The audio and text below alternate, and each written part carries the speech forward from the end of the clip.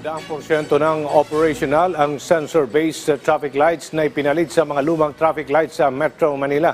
Samantala, nagsagawa naman ng clearing operations ang MMDA sa ilang pangunahing kalsada sa Quezon City. Mga iligal na nakaparada, isa-isang pinaghahatak si Bernard Ferrer sa sentro ng balita. Isa-isang hinatak na mga tauhan ng MMDA Special Operations Group Strike Force ang mga sasakyang iligal na nakaparada sa barangay Bagong Lipunan, Krame, Quezon City. Nakakaabala sa daloy ng trapiko ang mga sasakyan, partikular sa 4th Avenue, Liberty Avenue at 3rd Avenue.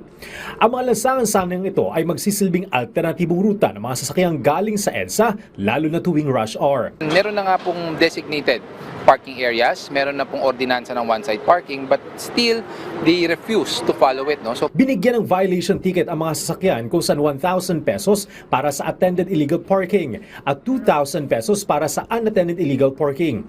Patuloy ang panawagan ng MMDA sa mga motorista na sumunod sa batas trapiko upang maiwasan ang multa at abala sa kapwa motorista.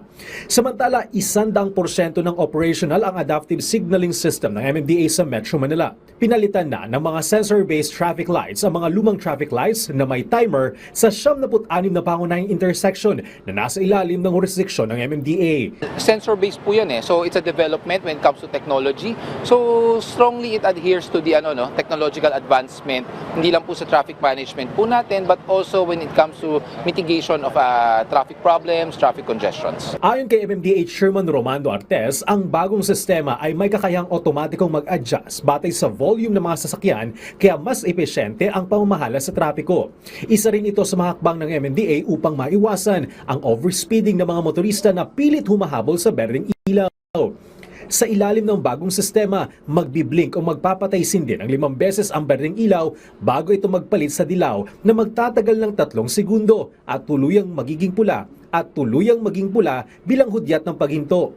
Layo ng makabagong teknolohiyang ito na mas mapabuti ang daloy ng trapiko sa Kamaynilaan kasabay ng pagsunod sa mga pamantayan ng mga maunlad na bansa sa traffic management. Bernard Ferrer para sa Pambansang TV sa Bagong Pilipinas.